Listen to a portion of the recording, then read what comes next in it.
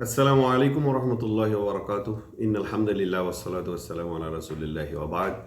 সম্মানিত দর্শক শ্রোতা, দূরে কাছে যে যেখানেই আছেন, সংযুক্ত হয়েছেন আমার সঙ্গে, স্বাগত জানাচ্ছি এখনকার আলোচনায়। আশা করছি আপনারা সবাই কুশলে আছেন, আলহামদুলিল্লাহ। আজকে আমরা আলোচনা করতে চাচ্ছি একটি গুরুত্বপূর্ণ বিষয়ে। সেটি হচ্ছে, আমরা মানুষকে, বিশেষ করে আমাদের বয়োজ্যেষ্ঠ যিনি আছেন বা যারা আছেন তাদেরকে সম্মান করব এবং বয়োকনিষ্ঠ যারা তাদেরকে স্নেহ করব। এটি আমাদের জন্য ইসলাম নির্দেশিত একটি বিষয় এবং ইসলামে এরকম প্রত্যেকটি বিষয়ে আমাদের দিক নির্দেশনা রয়েছে। তো একইভাবে আমরা যদি এই বিষয়টা একটু খেয়াল করি, তাহলে আল্লাহ রসুল সাল্লাল্লাহু আলাইহি ওয়াসাল্লাম বলেছেন, লাইসা মিন্না মান লাম ইয়ারহাম সগীরানা ওয়া ইয়াকির কাবীরানা। যে ব্যক্তি আমার উম্মতের বড়দেরকে শ্রদ্ধা করে না, ছোটদেরকে স্নেহ করে না, সে আমার দলভুক্ত নয়। সম্মানিত ভাইগণ, এলেমের দিক থেকে যারা বড়, বয়সের দিক থেকে যারা বড়, বয়োজ্যেষ্ঠ, তাদেরকে যেমন শ্রদ্ধা করা, আবার একইভাবে বয়োকনিষ্ঠদেরকে স্নেহ করা, দুটোই ইসলাম গুরুত্ব দিয়েছে। একজন মানুষ আমার থেকে জ্ঞানে বড়, বয়সে বড়, দায়িত্বে বড়, অবশ্যই তিনি আমার মুসলিম মিল্লাতের অংশ হিসাবে, আমি যদি মুসলিম মিল্লাতের অংশ হিসেবে নিজেকে দাবি করি, তাহলে তাকে শ্রদ্ধাবোধে আমি সম্মানিত করব। আর বয়োকনিষ্ঠদেরকে আমি স্নেহ করব, তারা আমার কাছ থেকে স্নেহ পাবেন। এটি ইসলামের একটা সুন্দর জীবনযাপনের জন্য, সুন্দর একটা সমাজ বিনির্মাণের জন্য এটি গুরুত্বপূর্ণ একটা নির্দেশনা। তো আমি একজনকে সম্মান করব। ইসলামের সম্মানের জন্য আল্লাহ সুবহানাহু ওয়া তাআলা বলেছেন, একটা মাপকাঠি তিনি দিয়েছেন, ইন্না আকরামাকুম ইনদাল্লাহি আতকাকুম। নিশ্চয়ই তোমাদের মধ্যে আল্লাহ তাআলার কাছে ওই ব্যক্তি বেশি সম্মানিত যে তোমাদের মধ্যে সবচেয়ে বেশি তাকওয়াবান।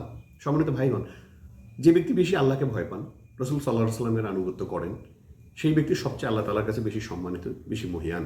এই সম্মান করার দিক থেকে আমরা অনেক সময় আবেগী হয়ে যাই। অনেক সময় আমাদের এই সম্মান, আবেগটা ব্যক্তি পূজার দিকে আমাদেরকে নিয়ে যায়।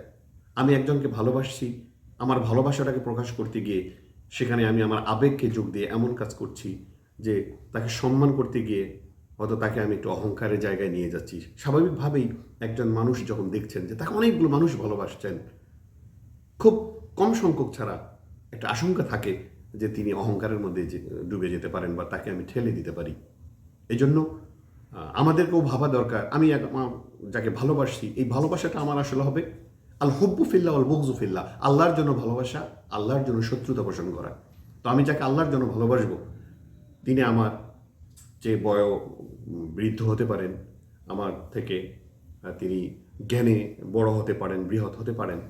তো এই ব্যক্তিকে আমি যখন সম্মান করব, তখন আমাকে একটা মাপকাঠি মাথায় রাখতে হবে যে ইন আক্রমাকুম ইনদাল্লাহি আতকাকুম। আল্লাহ তাআলা বলছেন আমার কাছে নিঃসন্দেহে, ইন আক্রমাকুম, ইন্না শব্দ আল্লাহ তাআলা ব্যবহার করেছেন, নিশ্চিত জ্ঞাপক শব্দটি ব্যবহার করেছেন, নিশ্চয়তা প্রদানকারী শব্দ ব্যবহার করেছেন, যে তোমাদের কাছে ওই ব্যক্তিটা তোমাদের মধ্য থেকে আমার কাছে সম্মানের, যে তোমাদের কাছে, তোমাদের মধ্যে সবচেয়ে বেশি মুত্তাকি বা আমাকে ভয় পায়। তো এই ভয় পাওয়াটার অর্থ হচ্ছে যে ওই ব্যক্তির মধ্যে একটা চেতনা সবসময় তিনি লালন করবেন। ইন্না সলাতি ওয়া নুসুকি ওয়া মাহইয়ায়া ওয়া মামাতি লিল্লাহি রাব্বিল আলামিন। নিঃসন্দেহে আমার সলাত, আমার কোরবানি, আমার বেঁচে থাকা, আমার জীবন, সবটাই, আমার জীবনের সবটাই আল্লাহর জন্য। এই যে আল্লাহমুখিতা, আল্লাহর জন্য এখলাস, নিয়তের বিশুদ্ধতা, আমার সকল কাজ আল্লাহর জন্য। তো এখানে যদি আমি এই চিন্তা বা এই মাপকাঠিটা নিয়ে চলি, তাহলে কিন্তু আমি সম্মানের জায়গাতেই আমাকে নিজেকে একটা সুন্দর অবস্থানে রাখতে পারবো।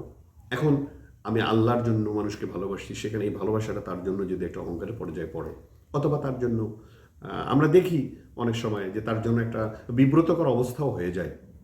তো আল্লাহ রাব্বুল আলামিনের কাছে আমাদের দোয়া করা দরকার। যাকে আমি মহব্বত করছি, অবশ্যই তার ভালো আমি কামনা করছি, কিন্তু তিনি যেন আবার আমার এই মহব্বতের অংশ নিয়ে তিনি যেন অহংকারী হয়ে না যান, আর অহংকারের মাধ্যমে তার আমলগুলো যেন নিষ্ফল হয়ে না যায়, সেটা আমাদের চিন্তা করা দরকার।